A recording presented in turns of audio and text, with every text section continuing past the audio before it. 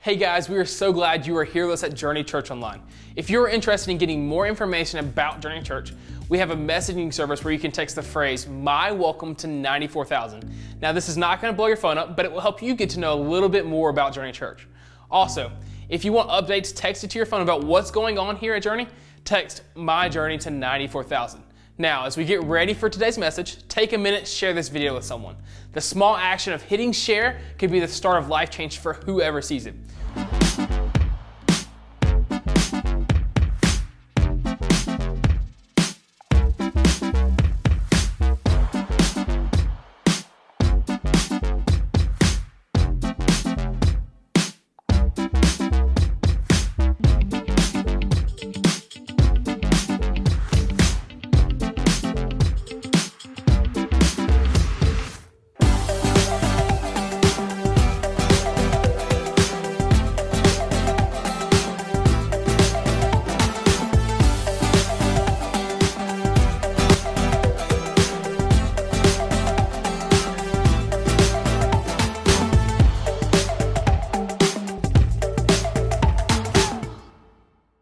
Hey guys, good morning and welcome to Journey Online. We're so glad that you've joined us again today, and we're in the second week of our series called Family Foundations. And as we talked about last week, the foundation of your life is critical.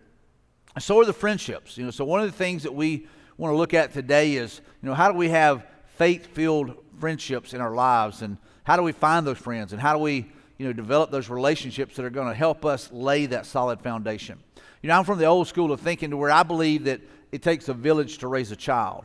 And so for me and for my wife, Lori, and I, we think that, we want to make sure that we've got good friends around us, and we want to make sure that our kids have good friends. And so, as we were talking about family foundations, last week we talked about the importance of that solid foundation, Jesus Christ being the cornerstone of your life. So personally and individually, we've got to make that decision. Hopefully, maybe you made that decision, but you put your faith in Christ and you're building your life on Jesus and not on what this world has to offer or even what is popular opinion, but you're building it on the truth of God's Word and on the cornerstone of Christ. And so we look into Matthew. We looked at this last week, and this is Jesus teaching. He's talking to the disciples, and he's teaching them. He says, talking about building on a solid foundation, says, anyone who listens to my teaching and follows it is wise, like a person who builds a house on a solid rock.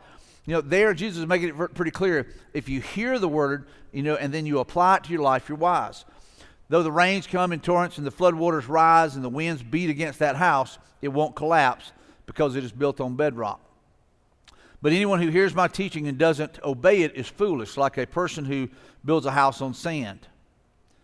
And when the rains and floods come and the winds beat against that house, it will collapse with a mighty crash. And when Jesus had finished saying these things, the crowds were amazed at his teaching, for he taught with real authority, quite unlike their teachers of religious law. And so when we look at this passage, it's pretty clear that Jesus is teaching us some things. And, and thinking about that storm, we just had Sally, kind of come blowing through here. And so I had a friend who was in the middle of that storm, and man, he was there. He was out in the weather, and it was just a very dangerous situation. But where he was at, it was not a good foundation. It was not a good place to be. And so he paid the price for that all through the night on the night of the storm. So when we look back at this, there's a couple of things that we can walk away with. Number one, the wise listen and follow. We covered this last week. They listen and they follow it. They apply it. And as we've said, when we apply the teaching of God's Word, when we apply the truth of Scripture to our life, not just hear it, but we apply it, that's when wisdom begins to grow. That's when we begin to walk in wisdom. We begin to experience, life in a different way. Sometimes we see it in a different way. God gives us eyes to see those things that they're facing. There's some who will hear it. The foolish person will hear the word, they will hear the teaching, but they don't obey. And like I said last week, many of us that's husbands and wives that are sitting here, and we hear what the Bible says about marriage, and we hear what the Bible says about just avoiding the appearance of evil and just protecting our marriage and all that. And so we hear that, we know that, we just don't apply it. And so we've got to be careful to apply the truth. And one of the things that Scripture is saying here, Jesus is saying, hey, listen, the wise man, he hears my word and he applies it. And so I would say that for us, we need to surround ourselves with people who walk in wisdom. Look at what it says in Proverbs here. It says, walk with the wise and become wise. Associate with fools and get in trouble. And so whenever we see that passage there, we realize that, you know what, walking with people who have an understanding of who Jesus is, walking with people through life who are applying the scriptures to their life is wise not only for them, but it's wise for us, those that associate with them. So we need to be involved in these faith-filled friendships and relationships, and we need people around us that, you know what, that they're doing life in a way that shows wisdom. They're trying to live for Christ. They're trying to be God. Look at what it says in the Message. I like the way it says it here. It says, become wise by walking with the wise, hang out with fools, and watch your life fall to pieces. You know, all of us can probably look back and realize there were certain people that we just couldn't hang out with, not and walk with Jesus. You know, I remember whenever I got saved at the age of 19, there were some friends that I was like, you know what, I can't hang out with them, because when I get around them, it makes me want to drift back into my old lifestyle. And maybe for you, you know, you've got friends that you go, you know what, I just can't be around them. When I get around them, they're negative, and they're always going south, and they're always, you know, condemning somebody or running somebody down, and they're always just, you know, attacking people's character, and I just can't be around them. Number one, a lot of times when we're around people like that, man, you feel nasty. You know, you feel bad. And so we get around people that want to do the wrong things, and so we see our life just fall apart. And I love the way it says, fools, watch your life fall to pieces. You know, there's a statement that says, you know, show me who you spend time with and what books you read, and I'll show you what you'll be in a few years. And so what we've got to be willing to do is say, you know, God, help me to think about the things that are going to last for eternity. Help me to surround myself with people that want to see me honor you and want to see me glorify you. And so it's a big deal for us. We as humans, we know we don't grow real well in rows. We grow best in the context of relationships. And so even here in the church service, you know, we know that we have chairs set up, and you know, and we have those set up for people to be able to sit in rows and sit with their family, whatever. But we don't grow real well sitting in rows in here. We really want you to be involved in a life group where you're sitting in a circle, or you're sitting around a group of someone's home, maybe in a living room or a den or something like that, and you're sharing life. You're doing life together.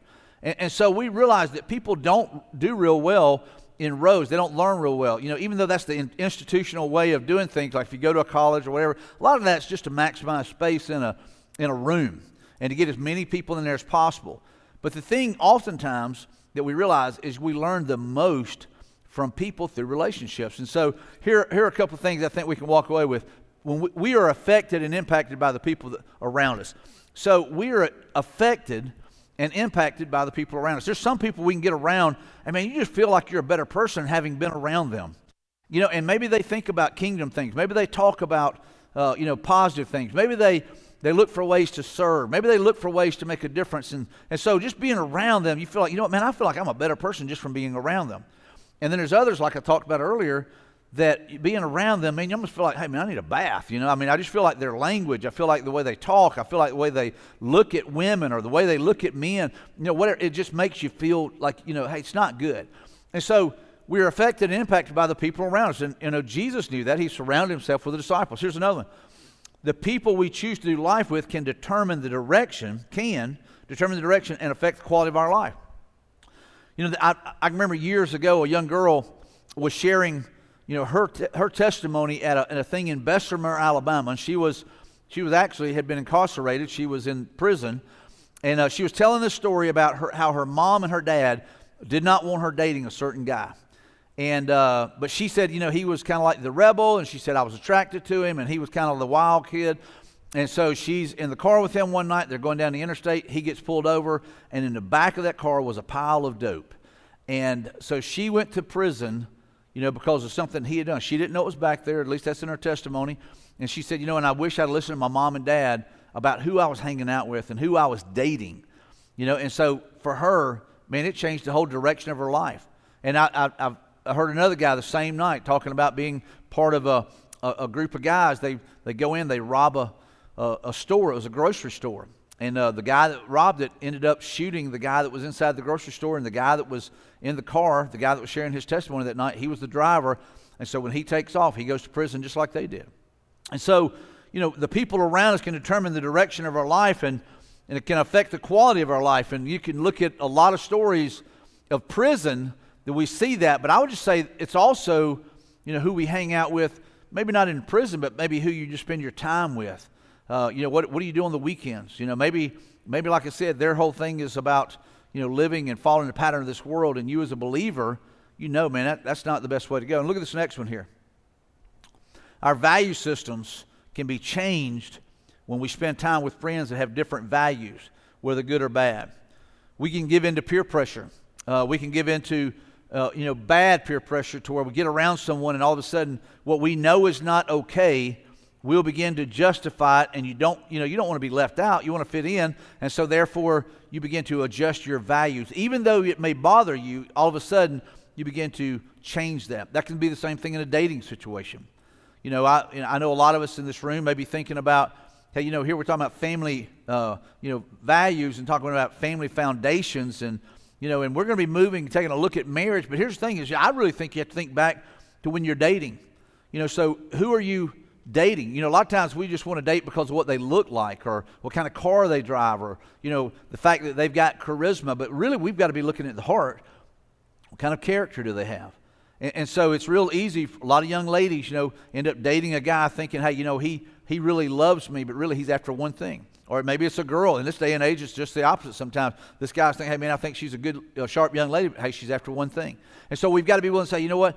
God, help me to make wise decisions and help me to be around people and even date people and hang out with people that have good values, that love the Lord and want to live for Him. So look at it again. Our value systems can be changed when we spend time with friends that have different values, whether they're good or bad. So not only can you be around people with bad values that all of a sudden they begin to affect you, you can be around people that have good values and all of a sudden you begin to choose to do the wise thing, the right thing.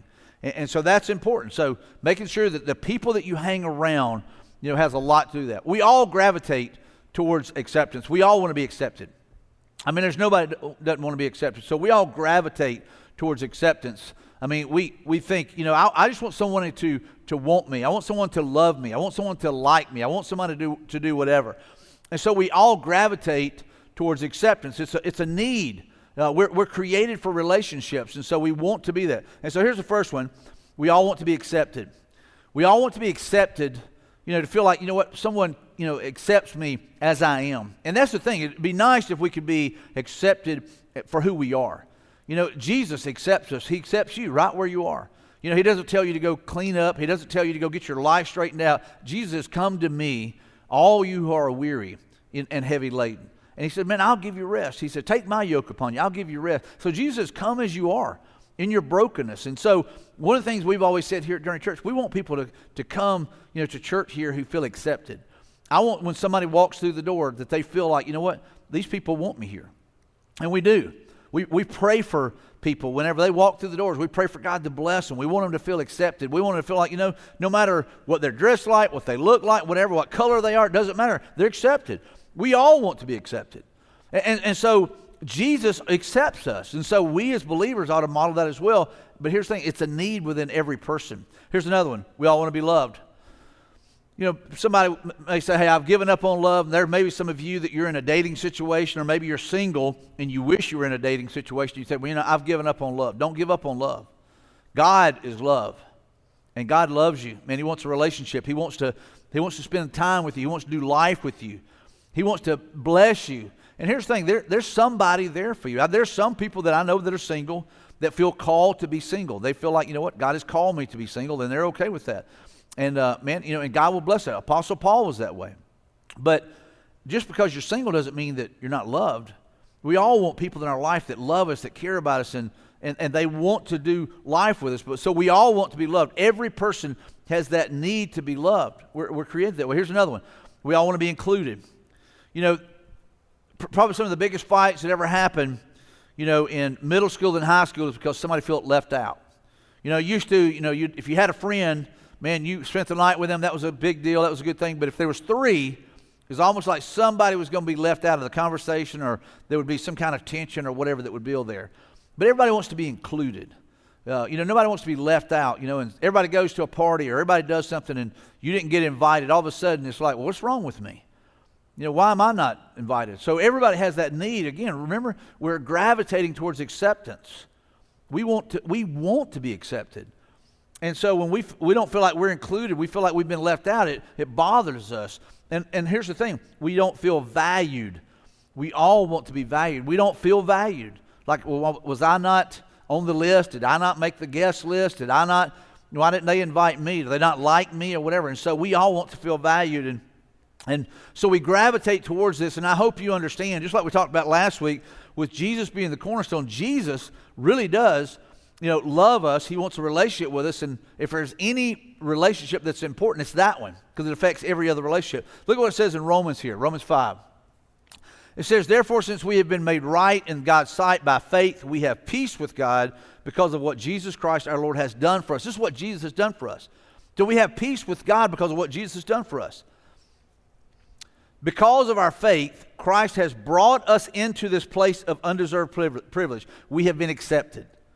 Where we now stand, look at that again, into this place of undeserved privilege where we now stand, and we confidently and joyfully look forward to sharing God's glory.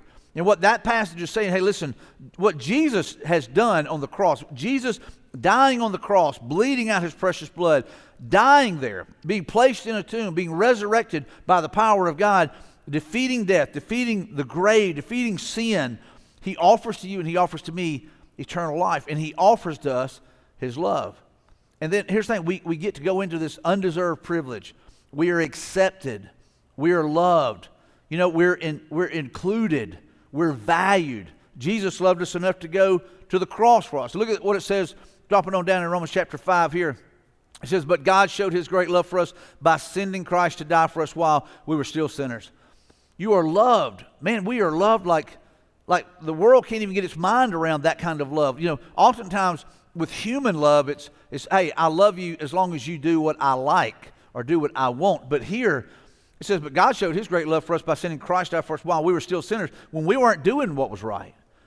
And since we have been made right in God's sight by the blood of Christ, he will certainly save us from God's condemnation.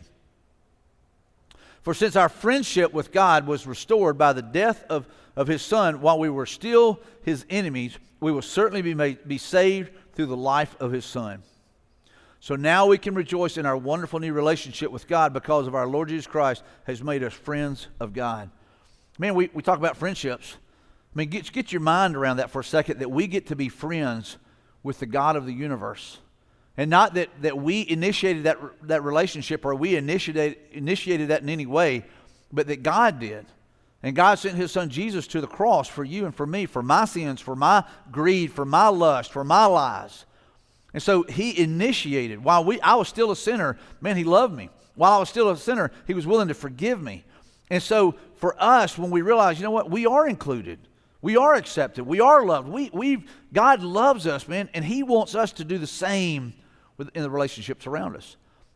And so here's a great statement. We all need structured relationships in our lives. We all need structured relationships. You might think, well, what do we need structured relationships for? Why would we need structured relationships? Well, a lot of that we take structured relationships a lot of times because of what benefit it might bring to us. You might think, what does that mean? We take jobs. We take jobs sometimes. We'll take a job. We say, well, this is going to benefit me. It's not the job that I want. I got a son right now who he's searching for a job, and he's looking at a job. And he said, this will teach me certain skills that I need for what I want to do down the road.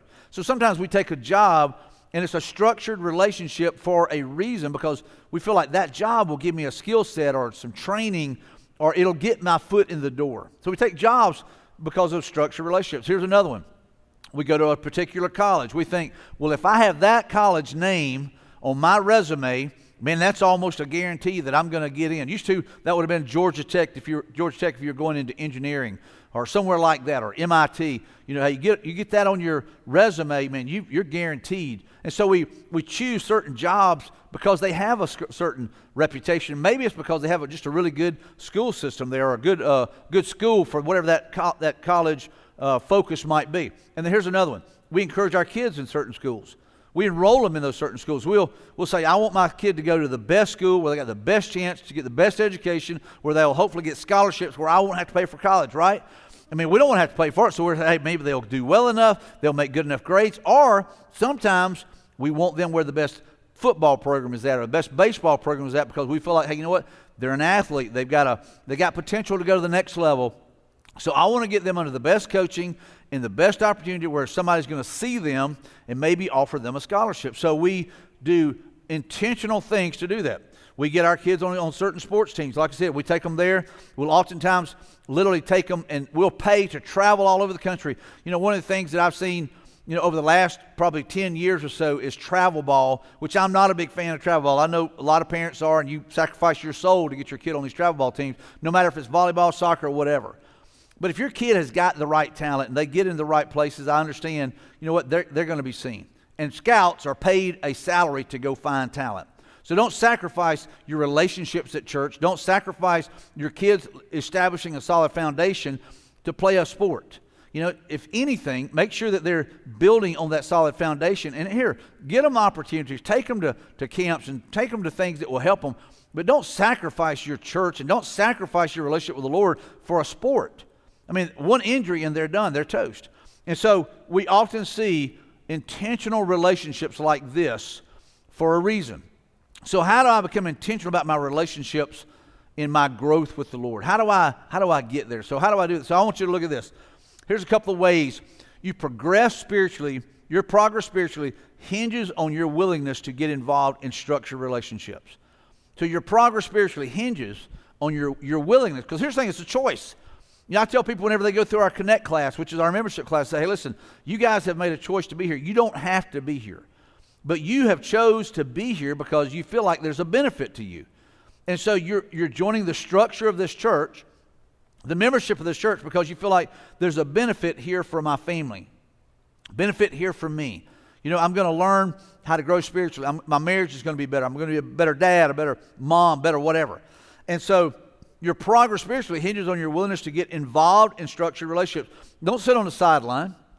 Don't just sit there and just say, I'm just going to sit over here and I'm going to miss out. It's like whenever you start serving on the dream team, you find places and you start serving, you have ownership and you meet people. You connect with other people that are trying to live in a way that honors God. And so there's these structured relationships are critical. So what are some of the ways that we can do that? Number one is life groups. Life groups started this week.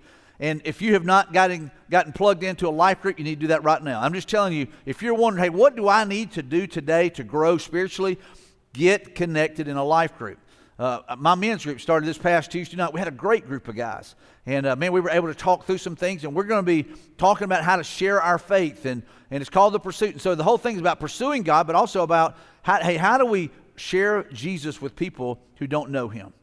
And then there's other life groups. There's couples life groups that you can be a part of. That you go, you know what? I need to learn from other marriages that are maybe further along. Maybe they're a little bit healthier than we are. And so we need to be in those intentional relationships for what we get out of them, but also it's what we bring to the table. Years ago, I had a gentleman who was at a car wash here, in town that we were doing, and we were doing a car wash, a free car wash. And anyway, so the guy pulls up in his big Lincoln, and he pulls up, and a lady goes over to tell him, hey, it's a free car wash. And he said, hey, I need to ask you a question about the church. And the lady kind of freaked out. She goes, hey, Pastor Mike, this guy needs to talk to you. So I walked over and he said, do you mind sitting in my car? So I'm sitting in the car and I'm sitting in the passenger seat. He's sitting there. And anyway, of course, everybody's acting a fool, like, all out on the windshield. And anyway, so we're sitting there and he goes, I don't know about you, he said, but church gives me heartburn. I said, hey, man, I'm right there with you. I get it. Church can be a tough place to be. And it's a tough place sometimes just to do life. But in a healthy church, it's a life-giving place. And so we got to talking a little bit about what it was to be a part of a church and to be a member and all these things. And so he had a lot of questions, and he'd kind of given up on church, to be honest with you. And I told him, I said, hey, listen, there's no perfect church. I said, there's people there. And we open up the doors, people walk in with their problems and their hurts and their heartaches. I said, so it's a place of healing is what it is. I said, but I'd love for you to join us. And he said, he goes, preacher, I like the way you talk. He said, I may just do that. So Sunday morning, we get to church, and a couple of guys said, hey, that guy from the car wash is here. And so he comes walking up, and he was an older guy, and he kind of comes shuffling in, and he walks up, and I told him on the day before, I said, hey, listen, I just want you to know, I said, it's not just what, the church can do for you. I said, it's what you can do. I said, sometimes you bring something to the table that maybe somebody there needs to hear. And so whenever he walks up to the front of the church, and I walk over and I greet him, and I say, hey, man, we're so glad you're here. He said, Pastor, I want to tell you something. He said, yesterday He said, you made me feel valued. He said, for an old person, he said, a lot of times we don't feel valued. I said, well, you're valued here. So he came to our church, and he goes down front. He sits on the front, and man, he sits there and he's worshiping. And man, he just had a great time. He got plugged in. He got connected. He would stand at the front of our church, and he would lean up against an old stool, and he would hand out our programs when people would come in, our sermon outlines. And he just said, you know what? I feel like I have value here. And so he got involved in a life group. That life group, he began to get involved in relationships. So here's the thing. It's not just what that structured relationship can do for you. It's what you can bring to the table that maybe that group needs. So life groups is a huge place for that. And then here's another one. Accountability groups. Maybe you've never been in an accountability group, but an accountability group is something where maybe like a group of men or a group of ladies, you get together and you say, hey, listen, I want us to get together and I want us to hold each other accountable to reading God's Word. Or, hey, you know what? I'm trying to protect my mind from lust and my heart from lust. And so, guys, this is a struggle for me. So what we do sometimes, we get together and we begin to confess our sins to one another just so that healing may begin, like it tells us in James, but also to establish some good accountability. That someone is going to ask you the hard questions. Hey, have you spent time in God's Word? Have you prayed with your wife? Have you done these things? So we look for accountability groups. Those are structured groups that help us and they benefit us. Here's another one. Bible study. Maybe you want to be a part of a Bible study where you're really studying the Word of God. Maybe you're taking a book of the Bible and you're digging deep into that. Maybe you're studying, to see what the Bible has to say about marriage or about, family foundations or Jesus being the cornerstone. Whatever it may be, you take that time and you get together with a group of people and you're holding each other accountable, but you're also studying the Word of God. Here's another one. A prayer group. There are times that there are people that get together that, they just have a passion for prayer. We've got a group of ladies that they meet here on Fridays, and they will literally walk through this building and they pray over this building. They pray over these services. They pray for the messages. They pray for our church. And so maybe you want to be a part of a prayer group that is going out and making a difference spiritually in the lives of our community. And so a prayer group is a powerful place to get plugged in and connected with other believers that are making the wise choice. Here's another one. Support groups. We have Celebrate Recovery every Monday night. Celebrate Recovery is helping people that are struggling with addictions, but it has support there. And there's support groups that they can get in. Maybe it's specific to whatever drug they're dealing with or whatever, their struggle is. They're able to get in those groups, and there's support there, and there's prayer there, and there's wisdom there. And then here's another one. Family devotions. This is something that you could establish with your family. You sit down with your family. You schedule out a time. It's a structured time where you read a Bible study, maybe to your kids. If you've got small kids, I was talking with a guy this past week, and he was talking about how him and his children sit down and they like to unpack what the kids have studied, in Sunday. And Journey Kids, we just had Journey Kids opened up back up this past Sunday. And so, maybe you sit down and you kind of unpack what the kids learned that day. Maybe you have a devotion where you read through a story of the Bible and you talk to them about the application of that. Those are critical things, but those are structured ways of establishing relationships. And so life groups, accountability groups, Bible study, prayer, support, family devotions, those are structured relationships that help us. And so here's the other thing. We all need community. We are created to do life together. There's no Lone Ranger Christians. The whole church, like we talked about last week, Jesus being the cornerstone, those passages also said that we are the living stones that God is building His temple with. And so we are to come together, to be the body of Christ, to literally come together to encourage one another, to affirm one another, to walk with each other. And so that's a big deal. So we all need community, doing life together. It's not intended for us to just kind of go, through life alone. And there may be some of you that you feel like, Mike, you haven't seen how I live. I don't have anybody. Well, some of that has to do with decisions we make. I always tell people, man, if you want great friends, you have to be a great friend. If you want to spend time with people, you've got to be intentional about, getting out of your comfort zone and doing something for somebody else. So we've got to be a great friend if we want great friends. So doing life together. We all need community to do life together. Here's another, praying together. Praying for one another. Maybe you got a friend that's going through a tough time, praying with them. I told you about my friend who was just in the storm. I had an opportunity to pray with him, the night before and just prayed over him. Another friend was having kidney stones, just praying for them. It's just praying together. And whenever you pray together, you're sharing your heart, you're pouring into each other, and you're praying for God's blessings on him. Here's another one. Serving one another. Maybe somebody's got a tree down, or maybe there's some damage, at their house from the storm. It's a great opportunity to go over and serve them. Go help clean up a yard together. Maybe they don't have a need, but maybe somebody does. You say, hey, listen, let's get together and go. I've been asking a lot of my family and friends. I grew up in the Mobile area, so I've got lots of family down there and friends, and I've got friends who live in the Orange Beach area, Gulf Shores area, and then we've served at a church in Pensacola for 3 years. So I've been on the phone just saying, hey, man, what do you guys need? How can we help? Maybe we can put a team together to come down and serve, maybe just cleaning up yards. And so serving together and serving one another is a big way of building community. Here's another one. Encouraging one another. The Bible makes it clear that, man, we've got to be encouraging because, man, this world is against us.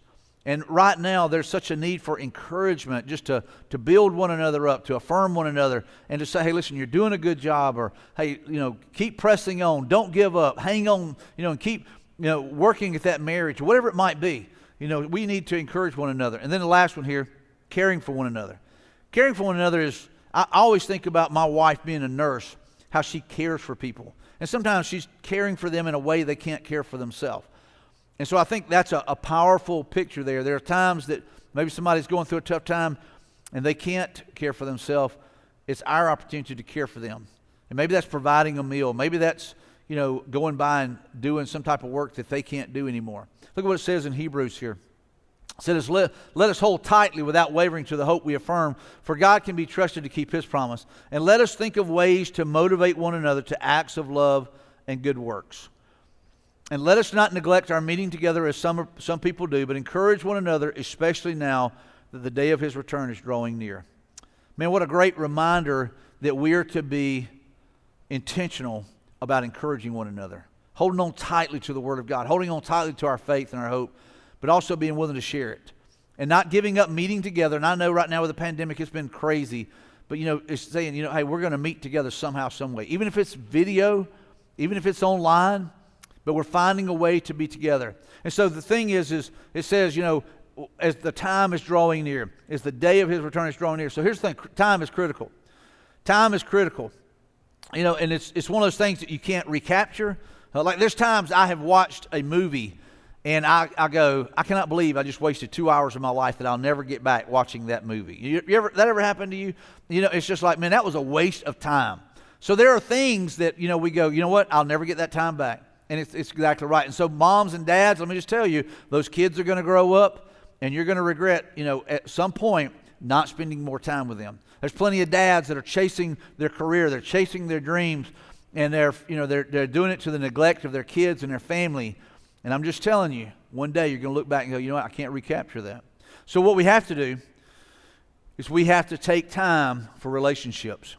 Nobody has any more time than anybody else does. And I know sometimes you feel like you've got a friend that, I don't know how they have so much time. But the thing is you have to take time out of the 24 hours you've been given in a day. You take the time for relationships. Maybe you get rid of that TV. I had someone ask me this past week that said, hey, what TV shows do you watch? And I was like, man, I don't watch a lot of TV shows. And they said, oh, so you're a reader. And I'm like, I read because I have to. I'm not one of those where I want to curl up with a good book and drink a cup of coffee and read. That's just not me. I'm a doer. I want to do things, and so I have to make myself read, but I don't like watching TV. Like I said, I can watch a movie, and if I feel like it's a waste of time, it's like, man, it's a waste. But every once in a while, there's a good movie. Maybe there's something good to watch. And so what we've got to be willing to do is say, you know what, God, help me to be intentional with my time, and let me make the most of my time. And so maybe it's friendships, and maybe it's doing things with someone, but maybe we need to turn that TV off or get off that phone or get off the computer and go be intentional and get involved in a structured relationship, like a life group or accountability group, whatever it might be. And then here's another one. The second thing here, we need to meet regularly. One of the things I was telling someone the other day, I feel like that my parents did a good job of, and back in the day it just seemed like this was more the thing to do, is we spent time going to my grandparents and going to maybe aunts and uncles and cousins and stuff like that.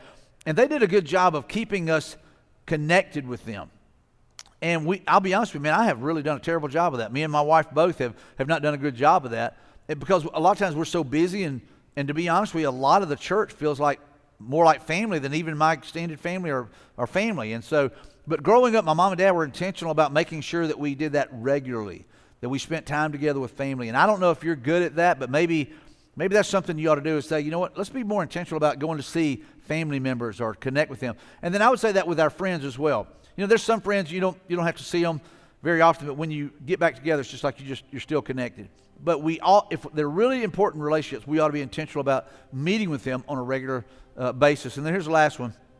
Make a commitment to invest time in what matters most. And what matters most is relationships. Most important decision you'll ever make is what you do with Jesus Christ. That's a relationship. Most important thing you do with Jesus is share him with someone else. That's about relationships. And so what we've got to be willing to do is say, God, help me to be intentional and to be focused and to be committed to using my time for what matters most. And what matters most is my relationship with Christ and then my relationship with the people around me. So here's a couple of next steps for you today. Next steps for me today. Number one, join a life group today. We beg, plead, and borrow, everything we can to get people to be a part of life groups. And then people will say, well, I just don't feel connected here. Well, why? Because you're not involved in a life group. So we encourage people, get connected in a life group. We make the registration easy. You can go to our website. You can go on there. You can find one. You can click on it. And you say, well, I don't really like any of those. All right, well, then start one. Go talk to brother, Pastor Brandon, and find out, hey, what's involved in starting a life group. Then start one. But we want you connected in a life group. There's people there that need you and you need them. So one of the things you can do today is to start a life group. Here's another thing. Hang out with wise people who listen to Jesus. And we know they're wise because Jesus said, those who hear my teaching, listen to my teaching, and obey are wise. And so there may be some of you that, what you really need in your life is some godly people. You need some people that are walking with Jesus. You need some people that are living for Christ, and they're living their life in such a way. And what that will do, that will help you to kind of build that foundation. And so not only do you have your faith in Christ, but you have people around you, kind of like the disciples did, have people around you that are doing the same. And then there's that good peer pressure to where you want to do the right thing and you're making wise decisions. And there's accountability. So all those things are critical and important. The most important decision, like I said, is what you do with Jesus. And so I don't know where you are in your personal walk with Christ. I don't know if you've ever accepted Christ. But the thing is we talked about it last week, that's what we have to begin with. We have to build there on Jesus. And so maybe today for you, today is a day of salvation. And so wherever you are, you say, Jesus, I want to ask you to come into my life. I believe that you are the way, the truth, and life. I believe that you are the right way for us to be in a good relationship with God, to be friends with God. And so, Jesus, I believe it's only through you. So by faith, I'm putting all the faith that I have, Jesus, into who you are and what you've done. And so, Jesus, will you come into my life, be my leader, be my Lord? And I'm telling you, his answer is yes. He'll step in and he'll change you from the inside out. And he'll make you into a new person. You'll become a new creation. He'll give you a new name.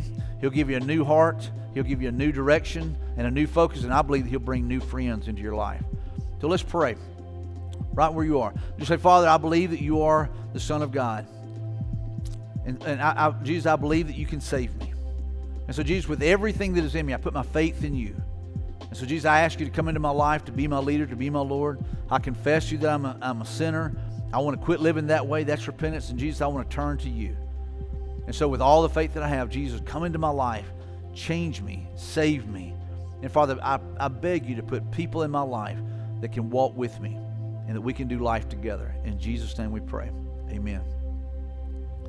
At this time, we're going to move into our time of returning God's tithe. And this is a special time as well. Maybe you made a profession of faith today. Let me tell you, we want to know about that. You can text that to my decision, at 94,000. We would love to hear about that. We want to know. We want to walk with you. We'd love to be able to put a Bible in your hand, be able to, help you with the next steps. Maybe you want to get involved in a life group. You can go to our website right now. You can plug in there. You can get involved in that. But also at this time, part of our worship is not just the songs that we sing and not just the teaching of God's word. It's the returning of God's tithe. And so if you have not done that yet, let me encourage you to do that. And really throughout this year, even with the pandemic, our church has been pretty faithful. The last couple of months, we've kind of gotten slack on that. And I don't know if it's because people are back in school or what, but we have kind of neglected the giving a little bit, and it's as a church. So we've got to be willing to say, you know what, God, help us to be faithful in that. Those gifts that we give, those tithes that we return, man, they help us carry this message all over the globe, and it also helps us to do some of the things that we do in our community. And so let's pray for God to bless our offering and ask Him to use it for His purposes and for His kingdom. Father, we thank you for today. We thank you for the privilege of being able to return anything, God, to you that you could use for your kingdom. And God, we especially thank you for the opportunity to be able to give above and beyond. And God, that when we give, I pray that we would give with joy. We would give with excitement. Lord Father, we get to invest in ministries and, Lord Father, opportunities and even missions all over the world because of these gifts. God, you have blessed us in so many ways. So Father, use this for your purposes and for your kingdom. In Jesus' name we pray. Amen. A couple of things that we have going on. One is Man Camp. Man Camp is going to be coming up in just a few weeks. And so, guys, if you would go to our website, you can register there. We'd love for you to be a part of that. And don't miss out on life group. We would love for you to be connected in a life group. We've also got some good news. We've got a new staff member that we're adding today. Hey guys, we are so excited about what God is doing here at Journey Church, and today I want to introduce to you our newest staff member. This is Wes Willis.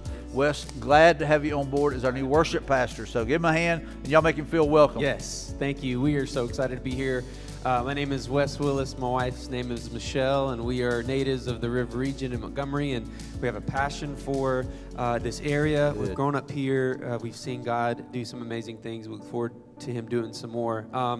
I've been involved in worship music a long time, a big part of my life. It's probably a big part of my DNA, and I'm passionate about it. I'm passionate about seeing people encounter the Lord through music and gathering on Sundays, and anytime we get to meet as a people and celebrating what God's doing throughout our week and our time together. Awesome, cool. We're excited to have Wes on board, and we're looking forward to what God has in store for Journey Church. God's doing great things, and it's only going to get better as we move forward. If you just made a decision to follow Christ, we want you to know it is the greatest decision you have ever made, and we want to help you with your next steps. If you will text the phrase "my decision" to the number on your screen, we would love to help you as you start this journey with Christ. We're going to bring our tithes and offering to God. I want to encourage you to put God first in this area of your life. We do that through our giving. Now, we've made this super simple, so you should see a link on the screen and in the comment section to the Journey Church giving page. And there, you can return your tithes and offering. If you need help learning how to give online, we have multiple YouTube videos that can explain how to do so. Your giving allows us to continue making an increasing impact for the gospel, so take that step right now and allow God to bless your obedience. Again, thank you so much for joining us here at Journey Church Online, and we cannot wait to see you right back here next week.